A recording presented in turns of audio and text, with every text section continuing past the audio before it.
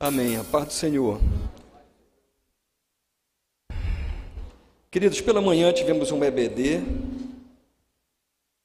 Achei interessante, embora bastante longa. À tarde eu nem aguentei me ver tanto, mas eu acho que foi bastante proveitoso para tirar algumas dúvidas, principalmente sobre a atuação do Espírito Santo nas nossas vidas. E como nós vimos, o Espírito Santo, ele trabalha sempre em parceria. Ele não trabalha sozinho, ele trabalha comigo e com você. E um dos pontos que nós falamos, e nós citamos, e falamos que nós iríamos desenvolver um pouco mais à noite, é a questão da liderança e do trabalho do Espírito Santo em relação à liderança. Nós lemos lá em Coríntios, de manhã, entre as várias facetas de atuação que todos nós temos, a de liderança, que em algumas versões fala sobre presidir, mas que o correto é a liderança. E ele diz que aquele que lidere, e isso é dom do Espírito Santo, que lidere com zelo. Eu queria conversar um pouquinho sobre isso, sobre a ação do Espírito Santo na liderança, o tipo de liderança que o Espírito Santo trabalha, o tipo de liderança que ele espera de mim e de você, sejamos líderes efetivos agora ou potenciais líderes para amanhã nos tornarmos, mas entender um pouquinho aquilo que o Espírito Santo quer. Que líder a igreja precisa? E a gente vai conversar um pouquinho sobre dois momentos específicos do Espírito Santo e algumas características que nós achamos que são fundamentais para esses líderes. Eu também pensei nisso porque pastor Cachado me disse que ele estaria reunido com os líderes do primeiro encontro. É uma responsabilidade muito grande, não é? Esses homens e mulheres estão sendo preparados já há algum tempo. Este final de semana eles vão entrar em retiro e eu pedi para que eles estivessem aqui e transmitir alguma coisa que está no nosso coração para eles, e creio que para todos nós. Então eu queria começar lendo Mateus capítulo 28, verso 16 até o verso de número 20, e depois vamos ler João capítulo 6, verso 60 até o 68, e vamos fazer uma comparação. Reparem que são duas comparações, são dois momentos distintos do Espírito Santo com essas peculiaridades. Por favor, Vitor, tu faz um favor para mim, coloca João capítulo 6, porque cronologicamente vem primeiro, e a gente encerra com Mateus capítulo 28, para a gente entender aquilo que o Espírito Santo está trabalhando, tá bem? Então vamos lá. João capítulo 6, verso 60 até o 68, diz assim: muitos dos seus discípulos, tendo ouvido tais palavras, disseram: duro é este discurso, quem pode ouvir? Mas Jesus, sabendo por si mesmo que eles murmuravam a respeito de suas palavras, interpelou-os: isto vos escandaliza? Que será, pois, se virdes o Filho do Homem subir para o lugar onde primeiro estava? Jesus falando assim: nossa, essas palavras estão escandalizando vocês, estão muito fortes, e se vocês me virem ser assunto aos céus? O Espírito é o que vivifica, a carne para nada aproveita. As palavras que eu vos tenho dito são Espírito e são vida. Contudo, há descrentes entre vós, pois Jesus sabia desde o princípio quais eram os que não criam e quem o havia de trair. São dois momentos. Jesus, ele sabia no meio daqueles discípulos, e ele está falando para muitos discípulos, quem de verdade cria nele e quem não cria. E além disso, ainda mais detalhado, quem o havia no meio dos discípulos de o trair. E prosseguiu: por causa disto é que vos tenho dito. Olha só que interessante, pessoal. Olha o que Jesus está fazendo. Ele está dizendo que lá tem alguns que creem nele e outros que não creem. Olha a presciência de Jesus.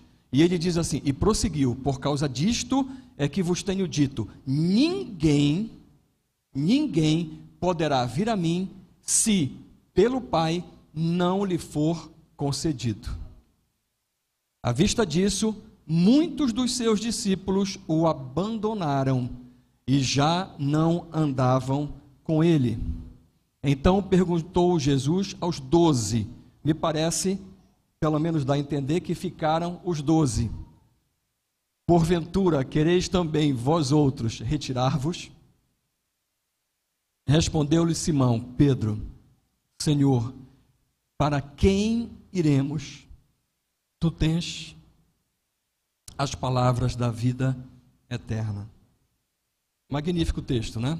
E por outro lado, Mateus capítulo 28, por favor, projete, de 16 a 20. Diz assim a palavra do Senhor. Seguiram os 11 discípulos para a Galiléia, para o monte que Jesus lhes designara. E quando o viram, o adoraram, mas alguns duvidaram. Jesus, aproximando-se, falou-lhes dizendo: toda a autoridade me foi dada no céu e na terra. Ide, portanto, fazei discípulos de todas as nações, batizando-os em nome do Pai, do Filho e do Espírito Santo, ensinando-os a guardar todas as coisas que vos tenho ordenado. E eis que estou convosco todos os dias até a consumação do século. Eu queria que você fizesse a gentileza e orasse comigo, por favor. Pai, em nome de Jesus, toma, Senhor, o controle de tudo aquilo que vai ser dito aqui. Como nós falamos hoje de manhã sobre os dons, que haja dom de sabedoria, Deus, não de palavras humanas, mas que sejam palavras vindas do Teu Espírito para nos ensinar a todos nós tudo aquilo que nós precisamos aprender e ouvir para as nossas vidas, Pai. Nós te louvamos e te agradecemos e te pedimos, em nome de Jesus. Amém. Queridos, 2 momentos assim bastante interessantes. O primeiro, Jesus, aparentemente, ele é abandonado por muitos discípulos. Mas é uma contradição e algo assim que nos chama a atenção. Porque Jesus, ele tinha chamado exatamente 12 discípulos. 12. Mas tinham muito mais pessoas que se diziam discípulos também, e para terem esse título de discípulos, eles estavam acompanhando Jesus. Então eles estavam seguindo Jesus por todos os lugares que Jesus ia. E Jesus começa a falar e começa a discursar, não nos moldes que eles haviam escutado, nos moldes que eles tinham aprendido antes. Mas Jesus começa a falar que Ele é o pão da vida. Jesus começa a falar sobre comprometimento. Jesus começa a falar sobre reino de Deus, sobre mudança de atitude. Jesus começa a falar sobre um reino que eles não tinham ainda ouvido falar. Era um reino que não era um reino de faz de conta, era uma igreja que não era uma igreja de faz de conta. Jesus, ele falava nitidamente, se você pegar o texto anterior, ele falava em sacrificar-se, sacrificar a sua vida, derramar o seu sangue. Aquilo era muito forte. Naqueles dias, naqueles momentos, ninguém falava nisso. A religião, ela era muito forte, era tão forte que Jerusalém, toda a Judéia, onde se passa, era ocupada pelos romanos. Mesmo assim, a religião convivia incrivelmente com a ocupação. Era muito forte. Eles tinham muito poder. Estava institucionalizado em todo o país, em toda a ocupação romana. E Jesus, ele vem falar de uma outra coisa. Ele vem falar de senhorio, ele vem falar de obediência, ele vem falar de opções e escolhas que daqui para frente, dali para frente, iriam ser escolhas diferentes daquelas que eram oferecidas, daquelas que eram tomadas até aquele momento.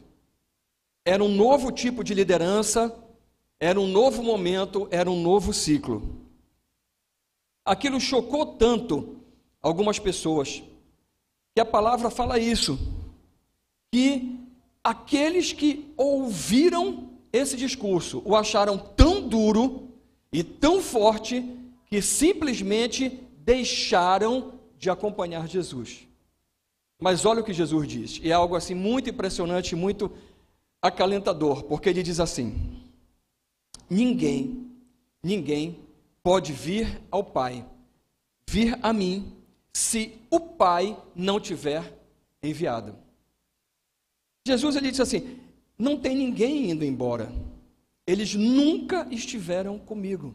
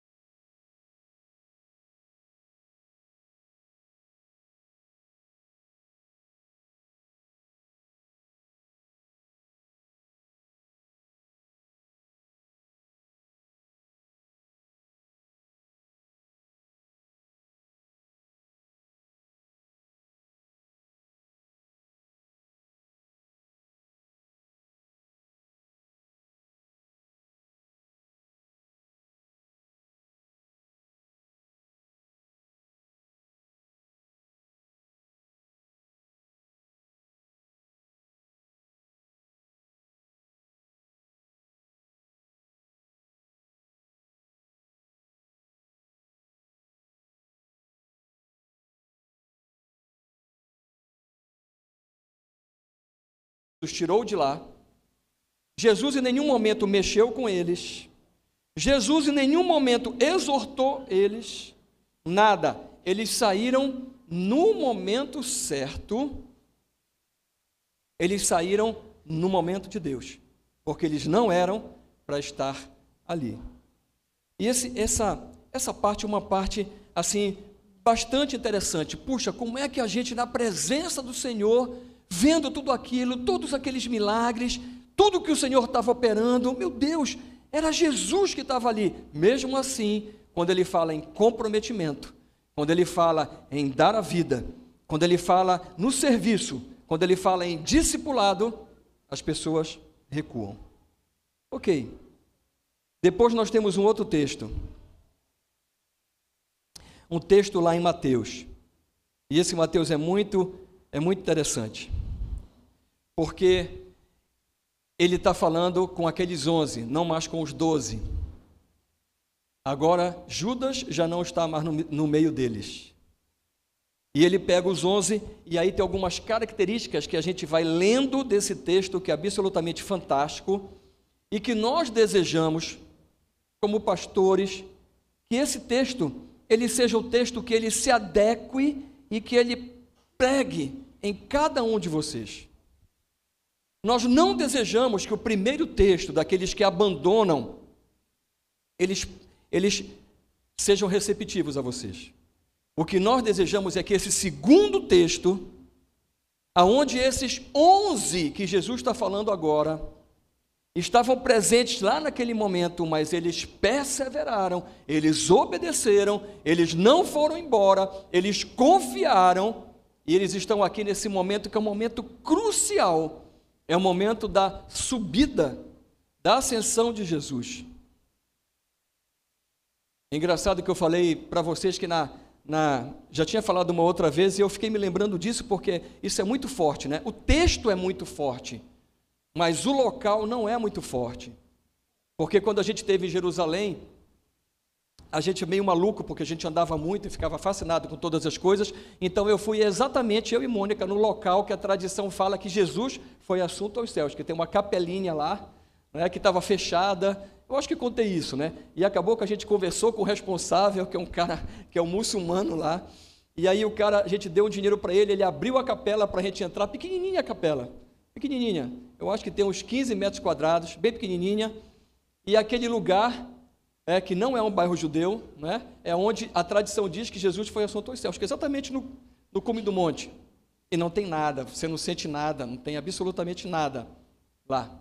Mas esse texto, ele é muito forte. E dá para a gente extrair algumas coisas muito legais. Primeiro, reparem que Jesus, ele dá uma ordem aos 11 discípulos. E ele diz, vai lá para Galileia. Vão para Galileia. Vocês vão me encontrar na Galileia. Subam o monte. Subam o monte. E eles obedeceram. Eles foram. Quando eles chegam, lembrem no texto que nós lemos. Lembrem que Jesus já havia ressuscitado. E apesar, eu creio que, olha, Jesus ele apareceu durante 40 dias, esse é o relato bíblico, para mais de 500 pessoas. Eu não consigo entender direito isso, mas será que alguns dos discípulos não viram Jesus depois de ressurreto? Eu acho que alguns discípulos não viram. Porque o texto diz que alguns o adoraram, acreditaram que era ele, e outros não. Não dá para entender isso. É como se houvesse alguma coisa que não está descrito na Bíblia, mas que alguns deles balançaram. Eu não sei se ainda era muito forte a questão da morte, da perseguição que eles sofreram, do tumulto que se instalou em Jerusalém, das aparições de Jesus, mas o fato é que somente alguns estavam de verdade no Espírito, mesmo dentro dos 11. Mas a palavra diz aquilo que nós falamos de manhã, quando nós citamos o nosso corpo como templo do Espírito Santo, e nós falamos que a principal atividade da igreja, sem dúvida, é o culto. O principal foco é a adoração. Talvez você fique assim, puxa, mas por que adoração? Às vezes nós não conseguimos entender isso, mas é fácil de explicar. A gente não consegue entender pela nossa falta de santidade. E às vezes a gente não consegue sentir. Então talvez você não consiga, ou alguns de nós não consigam sentir, mas eu peço ao Espírito Santo que abra o teu entendimento para que você possa perceber e entender. Deus, Ele é absolutamente santo. Absolutamente santo. Santo. Santo de um modo, para nós não conseguimos. Eu estava lendo no outro dia a questão dos computadores, né? Nós estamos tentando trazer, pessoal, para cá, vou dar um gap agora, rapidinho. Nós estamos tentando trazer uma pessoa que ela é muito especial. É um dos maiores cientistas brasileiros, nós temos o contato dele. Ele esteve em Curitiba e nós ficamos fascinados. E quando nós ouvimos e vimos o material dele na internet, nós ficamos malucos com o cara. O cara era ateu e hoje é uma das maiores autoridades brasileiras e mundiais. E o cara é um crânio, ele é uma loucura. Ele é impressionante o que ele fala de Deus. Você nunca mais vai pensar na tua vida se você olhar os vídeos desse cara. O nome dele é Adalto Lourenço. Aí você pode pesquisar na internet. Você nunca mais vai ter nenhuma dúvida que ciência e fé estão absolutamente juntas. Nunca. Não há nenhuma incompatibilidade. É algo impressionante o nível de conhecimento. Só a nossa ignorância nos arremete para um fator diferente desse. É preciso realmente ser ignorante. E isso, por favor, não entendam de modo pejorativo. E eu não estou ofendendo de nenhuma forma a ninguém. Todos nós somos ignorantes em várias coisas, mas em relação a Deus, a criação, tem que ser ignorante em relação a isso, tem que ter pouco estudo para realmente não perceber eu não digo mais evidências, porque a ciência hoje já não trabalha com evidências, pessoal. Aquilo que nós falamos, a gente sempre acaba dizendo para cada um de vocês, você não vai provar que Deus existe. Você não vai provar, por uma simples razão. É simples, é porque Deus não quer. É só por isso. É só por isso. Isso é tão verdade que é mais fácil provar aquilo que não existe. E você não consegue provar que Deus não existe. E ninguém consegue provar, em nenhum lugar do mundo. Deus não quer. E por que Deus não quer? Porque o fato de acessá-lo não vai ser pelo conhecimento, mas pela fé. É a única forma de acessá-lo. Eu não tenho todas as respostas, e eu não posso dizer todas as coisas para vocês. Eu só sei aquilo que a Bíblia me diz e aquilo que o Espírito Santo me fala. Bom, mas bora voltar, senão a gente vai navegar nisso e é tão interessante, é tão incrível, porque hoje você já não tem mais evidências, hoje você tem provas absolutamente concretas. Nós temos um cabedal de leis absurda que não há mais nenhuma dúvida que há uma inteligência criadora, que há inteligência na criação. Não há nenhuma dúvida, não é evidência. Então, estou me arriscando aqui, estou falando do culto da internet. Então, assim, estou dizendo com toda a certeza, embora não seja cientista, mas você minimamente, você estudando, minimamente você conhecendo, você vai ver que não tem nenhuma possibilidade de não ter uma inteligência criadora. Embora você nunca vá provar, até onde Deus quiser, que Ele existe.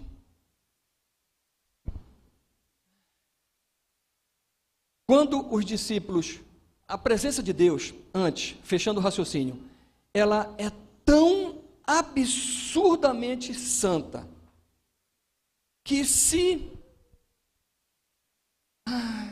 como é que eu vou dizer para você? Porque são dois momentos, queridos. Há graduações da presença de Deus. Deus nos respeita de uma forma absurda, de uma forma incrível. Olha só, Deus está presente neste lugar. Não há nenhuma dúvida. Onde 2 ou 3 estiverem reunidos, falando no nome dEle, Ele vai estar presente. Ele está aqui. O Espírito Santo, Ele está aqui. E o Espírito Santo é Deus, como nós vimos e estudamos. Ele está aqui. Mas eu vou te dizer uma outra forma, ok? O Espírito Santo, ele está aqui, ele está dentro de mim, ele está dentro de você, ele está dentro de todos aqueles que são salvos. Nós somos templo do Espírito Santo, mas eu vou dar um exemplo para você.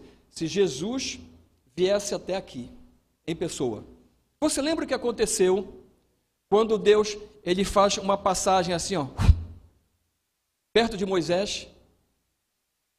Você lembra? A santidade de Deus é uma coisa tão absurda, é tão forte, é uma força tão grande, que se a santidade de Deus estivesse de uma forma mais acentuada neste lugar, eu e você, nós não estaríamos sentados. Eu não estaria em pé.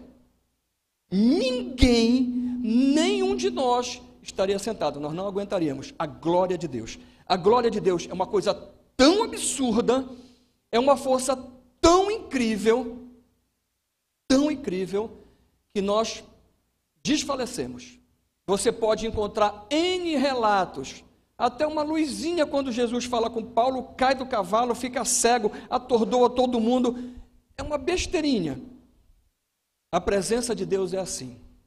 Quando você está na presença de Deus, seja de uma manifestação mais forte, seja de uma manifestação mais comedida como nós temos neste local, neste salão,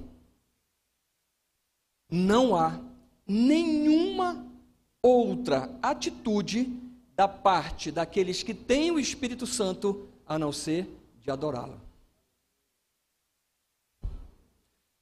Se o presidente da República entrasse aqui, pela autoridade que ele tem, pelo respeito, seja quem fosse, nós todos pararíamos o culto, nós nos levantaríamos, possivelmente, se fôssemos pessoas educadas e reconhecidas de um trabalho, iríamos bater palmas para eles, ou esperar que ele tomasse assento, ou se manifestasse, ou falasse de algum modo, mas chamaria a atenção de todos nós. Por que isso? Por causa da autoridade. Imaginem a autoridade máxima, imaginem a santidade de Deus. É alguma coisa estrondosa, é alguma coisa que não podemos descrever. Nós podemos imaginar, mas nós não podemos senti-la. Quando nós pegamos as migalhas que caem da mesa da santidade de Deus, vem batismo com o Espírito Santo, vem as manifestações e vem as coisas loucas que nós todos pentecostais amamos. E falamos sobre isso de manhã, somos pentecostais. Nós não vamos ficar de fora daquilo que é uma doçura, daquilo que é uma gostosura, daquilo que é lindo, incrível, maravilhoso, que é a presença de Deus, é o derramar do Espírito Santo. Embora isso não nos mantenha cheios, e sabemos disso. O que nos mantém cheios do Espírito Santo são os frutos, é o fruto do Espírito Santo. Mas a verdade é que os discípulos obedeceram, foram para Galiléia, e os discípulos, na presença de Jesus, o adoraram. Primeiro ato da igreja. Depois, Jesus ele fala alguma coisa muito interessante.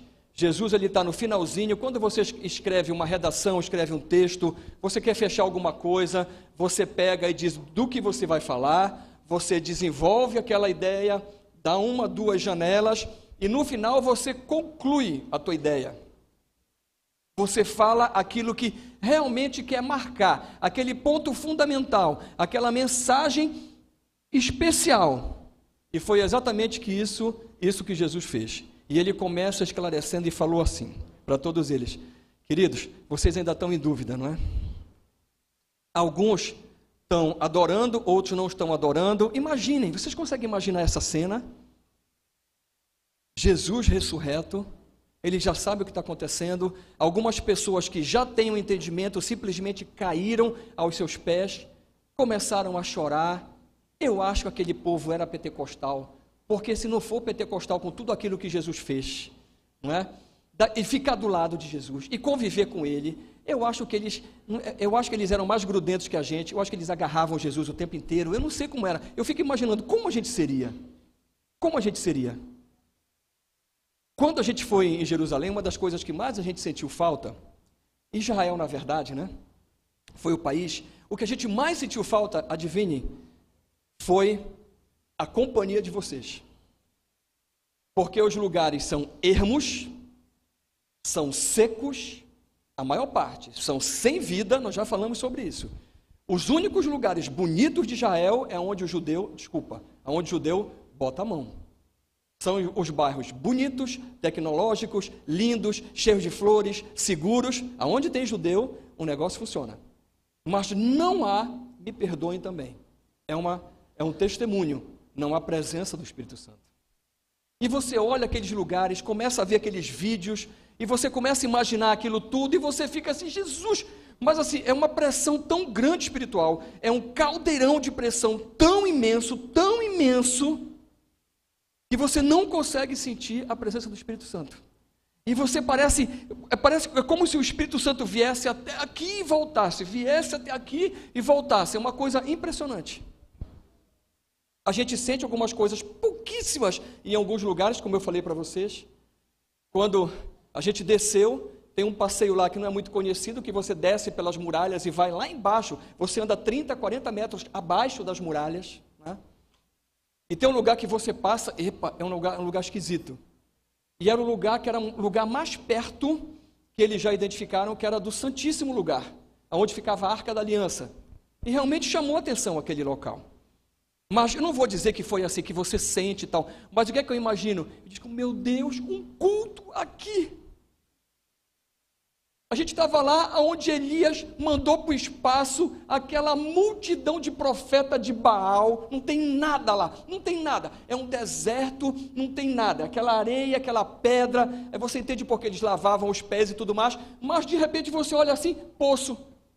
Aí você olha para o outro lado, poço. Cara, como é que pode ter poço aqui? Aí você entende que tirou a água, lembra que Elias pegou, molhou todo o holocausto e tal. Eu digo, Jesus do céu, cadê os crentes aqui para a gente fazer um culto? Não tem ninguém com violão aqui, não dá para a gente cantar, não dá para a gente parar, porque você fica apavorado, porque a pressão que os outros povos fazem em cima dos judeus é uma coisa monstruosa. Então você fica em qualquer lugar, um pouco sobressaltado. Não vou dizer que não. E a gente, como estava de carro, andou em muitos lugares e você fica um pouco sobressaltado. Você não consegue relaxar, parece que o Espírito vem e volta, vem e volta. Eu acho que o bom é em caravana. Porque caravana tem algum momento que vai todo mundo se reunir e o negócio vai pegar o fogo, vai descer, porque parece que está represado. Mas deixa eu falar, Jesus ele está esclarecendo. Ele está esclarecendo algumas coisas para que os discípulos que ainda têm dúvida se o adoram ou não, e ainda estão naquela, alguns, ele fala assim, prestem atenção, foi-me dado todo o poder no céu e na terra. Vitor, se tu tiver aí, pode colocar aqui os versículos que eu vou citando, está tudo em Mateus lá, naquele texto. Jesus esclarece, todo o poder foi-me dado. Vocês sabem com quem vocês estão falando? Vocês sabem com quem vocês estão lidando? Escute, eu sou aquele que vim do céu e eu vou voltar para o céu. Fui eu que criei todas as coisas. E eu vim para dar vida a cada um de vocês. Eu vim, eu não pequei, eu morri por você e eu ressuscitei porque o inferno não pode reter a santidade. Imagina o inferno. O inferno viveu o pior dia de toda a sua existência. Ele não pode reter a santidade, nem pode conviver, nem pode receber a santidade. E Jesus esclarece, todo poder no céu e na terra me foi dado. Prestem atenção, quem está falando com você? Você entendeu? Ok, então é o seguinte, se movimentem,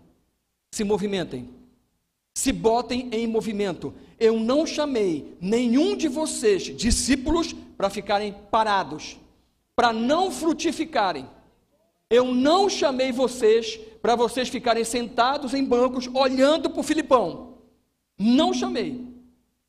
Eu chamei para que vocês deem frutos. E Jesus fala, ide, se botem em movimento. A mesma forma que Jesus chamou, quando ele chamou os discípulos, ele deu uma ordem, ele não fez o convite. Jerônimo, tu está fazendo alguma coisa? Jerônimo, não dá para tu me seguir? Bora lá, cara, bora ser pescador de homem. Ele não falou isso. Ele deu uma ordem para cada um. Ele sabia aqueles que o Pai tinha dado e ele chamou você. Se você é um discípulo, Jesus ele te chamou. Se você não for, você vai voltar atrás. E Jesus fala assim, você é um discípulo, se coloquem em movimento. E mais, eu fiquei todo esse tempo com você, foram 3 anos e meio, a gente ficou junto, eu fiquei ensinando vocês, não foi? Eu fiquei discipulando vocês, não foi? Vocês viram todas as coisas, andaram comigo, comeram comigo, dormiram comigo, aprenderam da minha palavra. O que é que ele diz? Agora peguem tudo aquilo que vocês receberam e ensinem todas as nações. Não façam acepção. Ensinem tudo aquilo que vocês receberam. Ensinem outras pessoas. Isso é discipulado. Olha, batizem. Quando ele fala batizem, às vezes as pessoas acham que o batismo tem uma conotação muito forte. Mas o batismo, queridos, o batismo aqui, no meu entendimento, ele tem a ver com este momento aqui, aonde nós estamos. O batismo, ele é uma confissão pública de fé. Ele é um simbolismo lindo. E ninguém esquece do dia que foi batizado, né? Mas assim, o batismo é só uma confirmação. Você não é salvo no batismo. Você não precisa do batismo para ser salvo. Mas o batismo é importante? Ele é importante. E por que a gente diz importante? Será que é por causa desse texto? Não, não é. É porque no tempo de Jesus, o batismo que estava sendo pregado era o batismo para arrependimento dos pecados.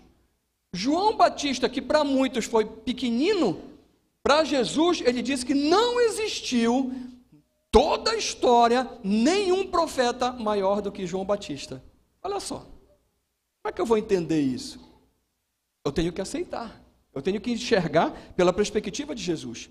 E Jesus, ele foi ser batizado. E você lembra que João Batista, ele se rebarba, ele não aceita, ele não quer aquilo. Ele disse, eu não vou te batizar de jeito nenhum. Eu não sou digno nem de desatar o nó que tem na tua sandália. Diz assim, olha João, deixa eu te falar uma coisa, João.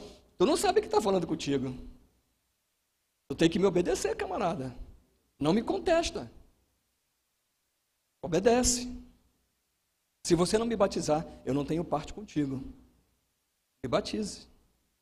E por que Jesus fez isso? Jesus fez isso para dar o exemplo e mostrar que era importante, sim. E a gente vê uma das manifestações mais lindas justamente nesse momento. Pai, Filho e Espírito Santo numa mesma cena. Quando Jesus coloca batismo aqui, não, o batismo é importante, mas eu vejo uma outra conotação. É que quando você se batiza, o que significa para a gente o batismo? Quando a gente se batiza, a gente faz o testemunho público de fé, é um simbolismo muito legal que você já tem Jesus, já o aceitou, já é templo do Espírito Santo, que morreu para o mundo, não é? Aquela água lá significa um túmulo, né? Que você morreu para o mundo e reviveu para uma nova vida. Mas o que é que acontece? Você está na igreja. Nós todos sabemos que de cada 10 pessoas, só uma chega no batismo. Não é? Muitos são chamados. Será que os batizados são os escolhidos? Eu diria que tem uma probabilidade 90% maior que os batizados sejam os escolhidos. Pela própria estatística da igreja, de cada 10 que aceitam Jesus, só um chega a ser batizado. Se você ainda não é batizado, eu diria para você, não perca tempo, se batize. A probabilidade de você ser um discípulo ou ser um escolhido é 90% maior. Isso o Daniel Berg vai concordar comigo, o Daniel Berg é estatístico, né? A estatística diz 90%, né, Daniel Berg? Só um chega, só 10% se batiza, mas o que eu vejo é o seguinte, que a partir do momento que você se batiza, você congrega. Você já imaginou se nós não congregássemos? É o que nós falamos de manhã, não é? Você já imaginou se Jesus não tivesse inventado esse negócio de igreja? Como é que a gente seria? Um para cada lado. Você já imaginou? Tem o pessoal tapioca aqui, né? Então hoje choveu, vai ter o pessoal tapioca que está assistindo lá. Está ao vivo, está o pessoal assistindo. Ok, eu entendo, de vez em quando tem uma folgazinha e tal. Isso não pode virar um costume, evidentemente, né? Porque nada substitui a interação, o olhar. Você está na presença, você sair da sua casa para adorar a Deus no lugar, no templo. Aqui é um lugar de adoração a Deus. Aprender da sua palavra, nada substitui isso. Ainda mais se você tiver família, tiver filhos. Aí a tua responsabilidade triplica, né? Mas a verdade é que quando a gente se batiza, eu entendo isso, isso tem a ver com congregação, porque quando nós nos batizamos, nós acabamos vindo para um dos sacramentos principais, que é a ceia, o outro batismo, não é? E a gente fica na igreja, e a gente é contado como um membro de uma igreja. Tanto que a gente, mesmo sendo uma igreja novinha, a gente adotou o mesmo procedimento que é mais ou menos padrão, não é? Assim, olha, e assim, tem algum questionamento em relação a isso, mas a gente não se prende com besteira, não é? Então a gente vem, dá um discipulado básico de doutrinas rudimentares, parece o Filipe com o eunuco, né? Senta na carroça e fala. Aí na hora o eunuco já começa a falar assim, o que é que me pede ser batizado? Pronto, está pronto. Vai, leva o cara para o sítio ou em algum lugar e vão batizar, ok?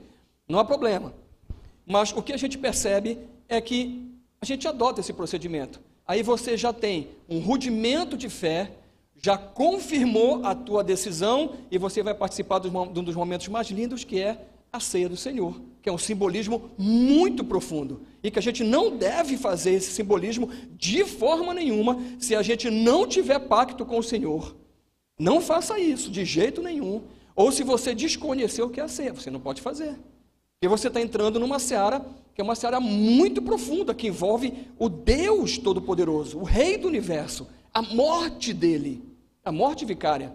Aí você vai brincar com isso só se o cara for muito louco, for muito tolo e atrair doença para ele. E é isso que a Bíblia diz. Muitos estão doentes porque não têm entendimento do que seja a ceia e aí fazem de qualquer jeito. Mas a verdade é que eu entendo que quando fala sobre batismo, a gente está dizendo assim, congregação.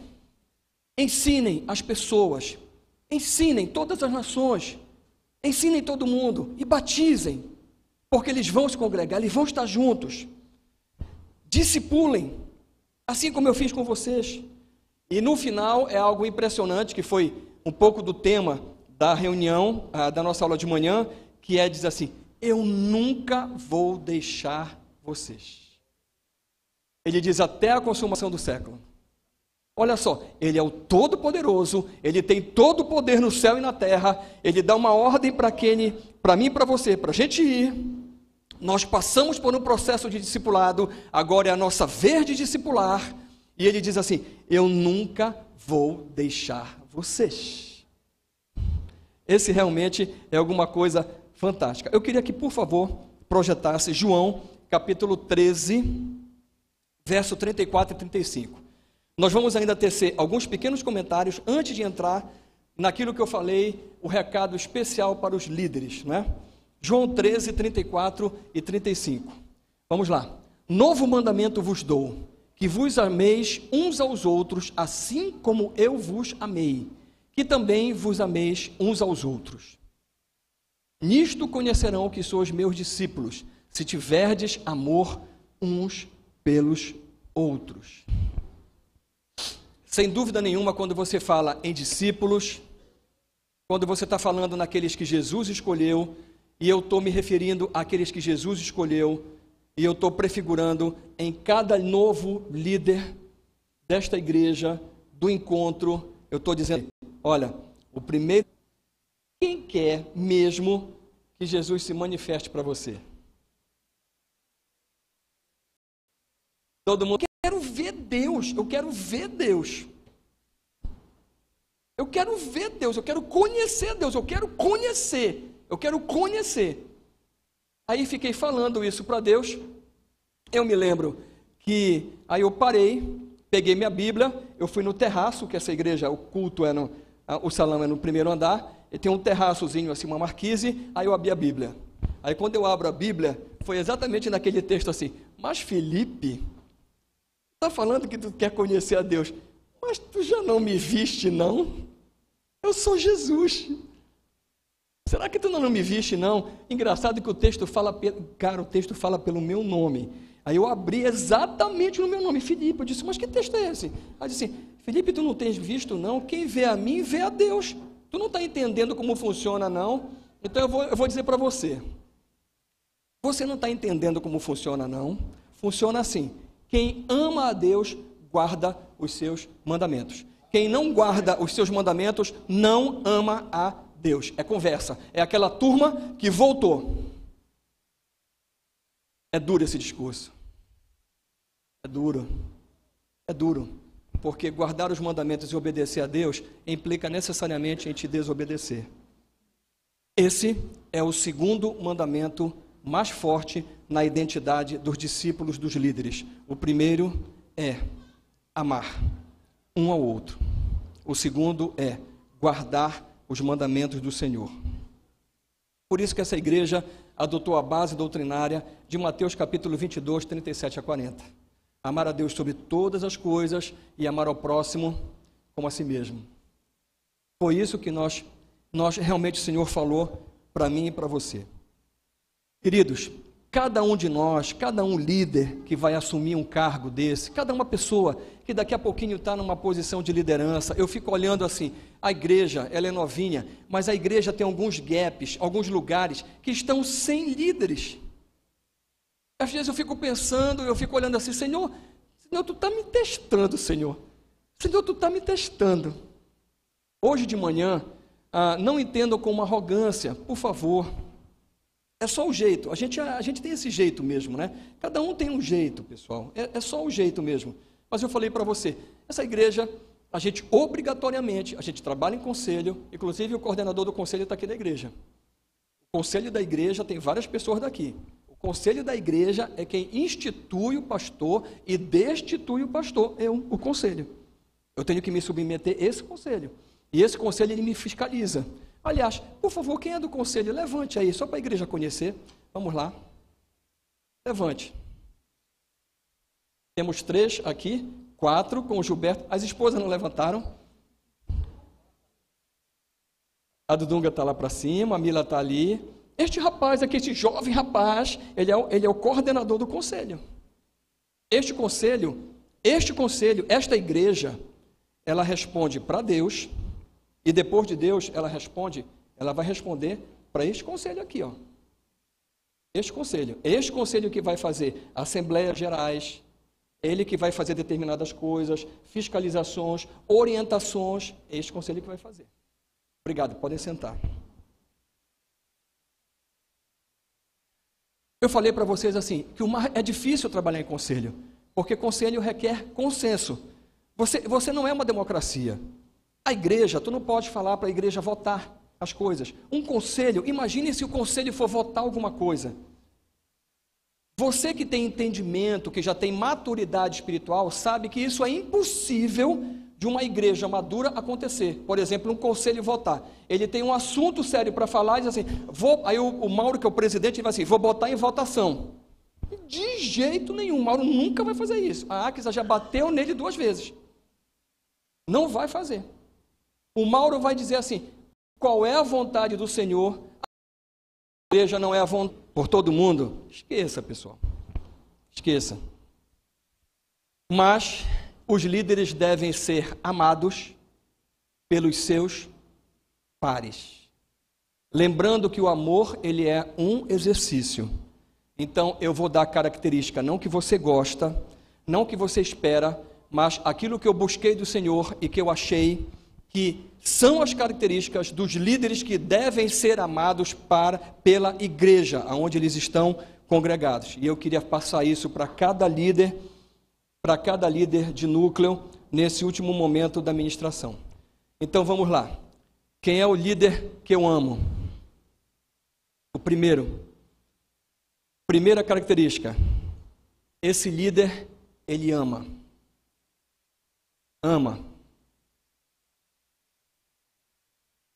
Esse líder, segunda característica, ele obedece, porque elas não podem ficar separadas. Amor e obediência, elas não podem ficar desassociadas. O amor é um exercício. O amor, olha, eu falei para vocês que a minha vida mudou um pouquinho depois que veio o chefinho, né? O chefinho é uma figura, né? E o chefinho mexe tanto comigo, que é interessante. Por exemplo, hoje eu fiquei chateado. Por quê? Porque o chefinho veio aqui, aí a Mônica pegou ele, não sei o que e tal. Aí ele se invocou, ficou chorando. Aquilo me deixou chateado, acredite. Poucas coisas me deixam chateadas. Aí, por exemplo, eu estava hoje à tarde fazendo aqui, pegando alguma coisa, outra, pensando na palavra e tal, não sei o quê. Aí o chefinho chorou. Aí pronto, acabou. Já estou olhando aqui, ó. Ele me chama. Olha que interessante. Eu não estou falando para vocês que eu amo vocês igual o chefinho. É mentira, pessoal, não é verdade. Eu amo mais o chefinho.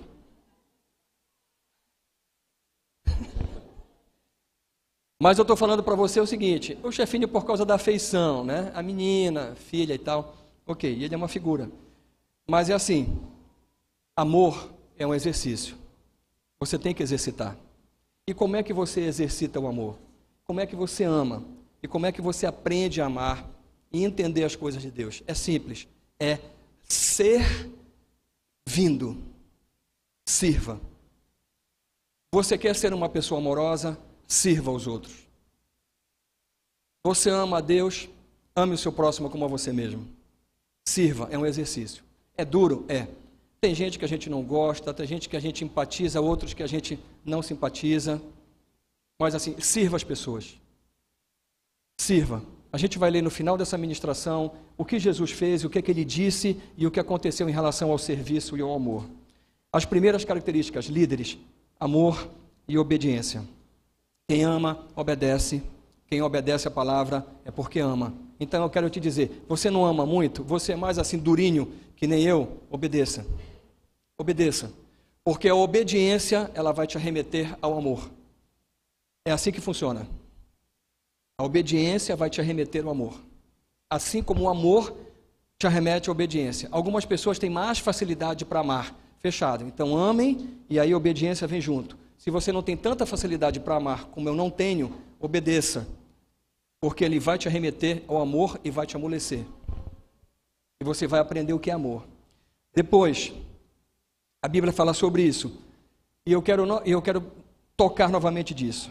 Quando a Bíblia diz assim, aqueles que liderem com todo cuidado, com zelo. O que é o cuidado? Eu vou descrever na minha maneira de ver. O cuidado para mim é a empatia. Quando você lidera, você tem que ter empatia, você tem que tentar se colocar no lugar dos outros. Isso não quer dizer que você vá fazer aquilo que os outros querem que você faça. Então eu tenho isso também. Olha, eu estou tendo vários casos. Um dos casos é bastante complicado. Um dos casos que eu tenho é bastante complicado. É de um líder desta igreja, de um líder importante desta igreja. Então eu procuro sentir, eu procuro acompanhar, mas o Espírito Santo me freia em determinadas coisas, porque diz assim, tem que passar pelo deserto, e tem que desfazer tudo de errado que está fazendo, e que já fez. Está equivocado. Está equivocado na ação, está equivocado no que está fazendo.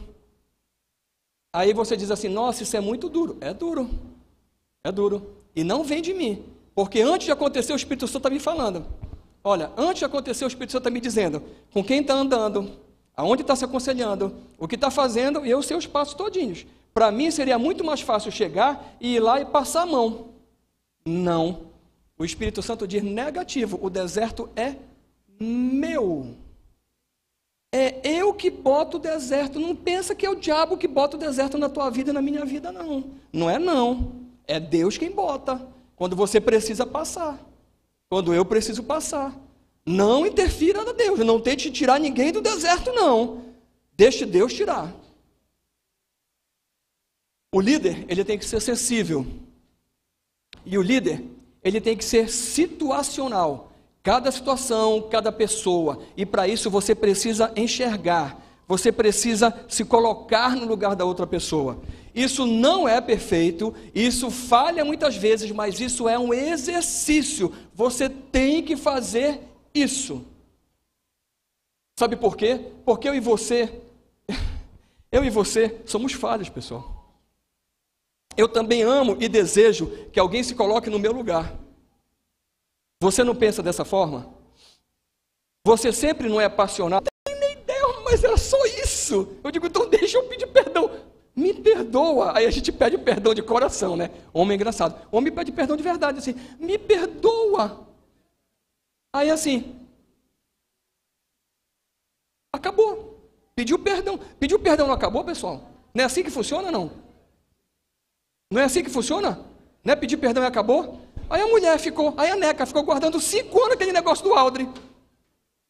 E o Aldri, em 5 segundos, pediu perdão. Aí a Neca dá vontade de pegar o microfone e bater na cabeça do Aldri, até ele entender que ele já tinha que ter percebido e se colocado no lugar dela 5 anos atrás.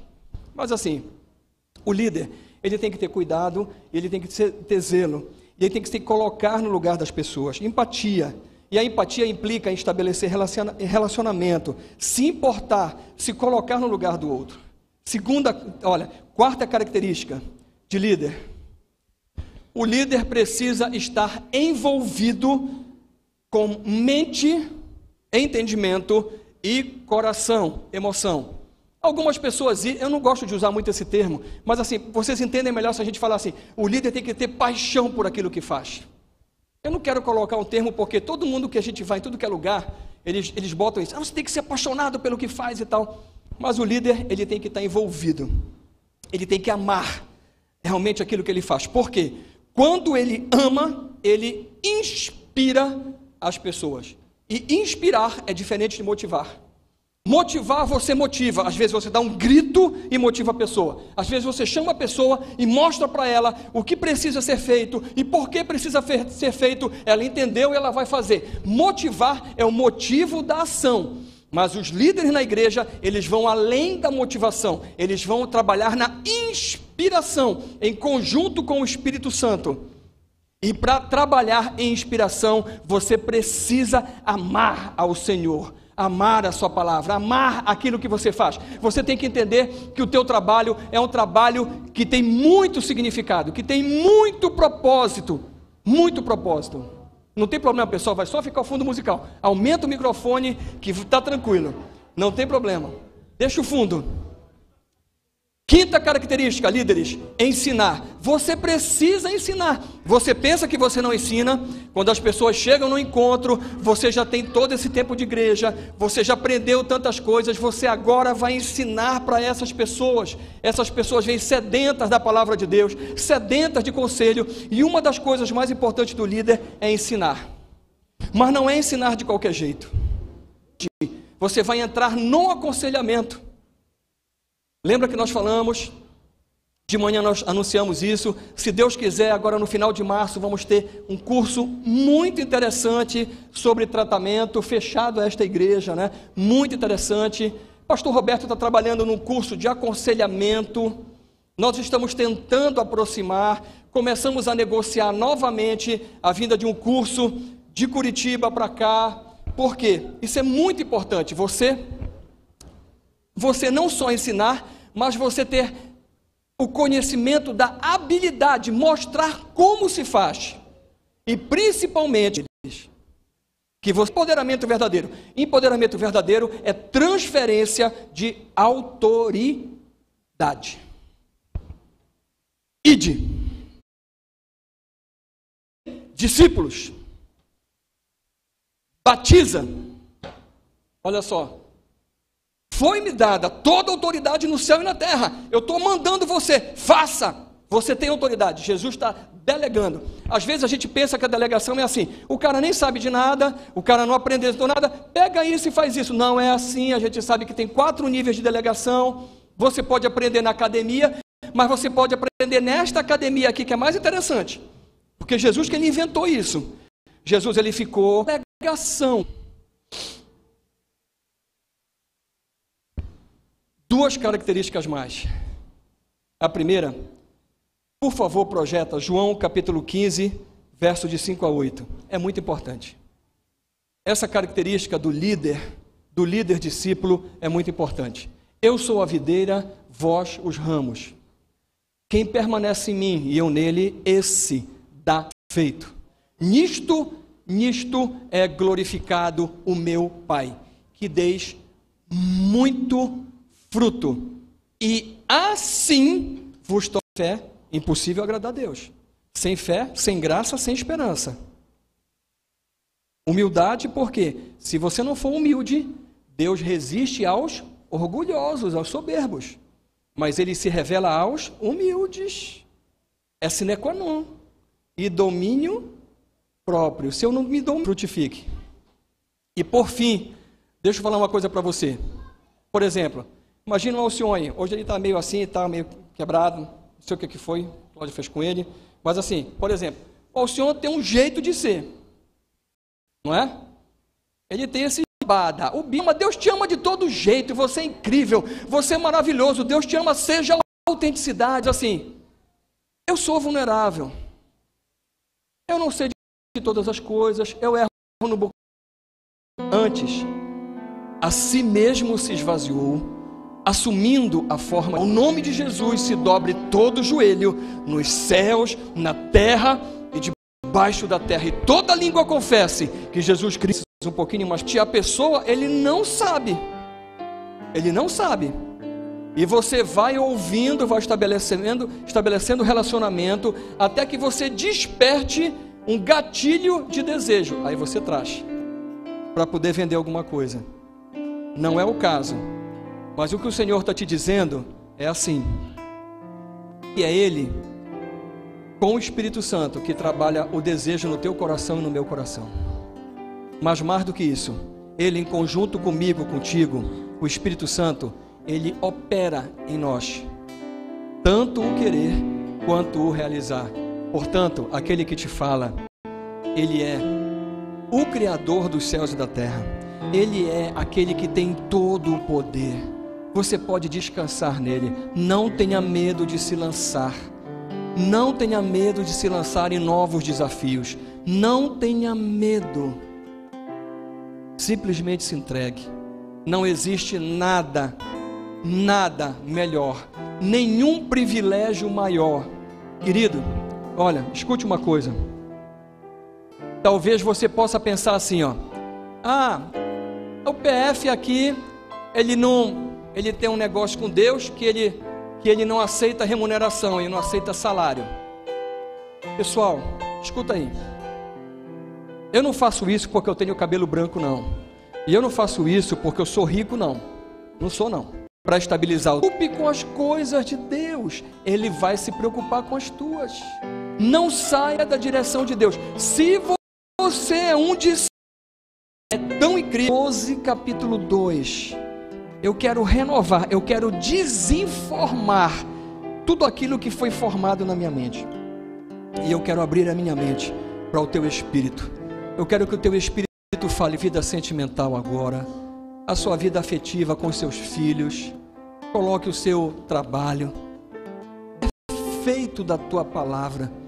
Ó Deus, que haja renovação do nosso entendimento, para que a gente possa experimentar qual seja de fato a boa, perfeita e agradável vontade, Senhor. Nós queremos a tua vontade, nós queremos a tua vontade de modo irrestrito nas nossas vidas.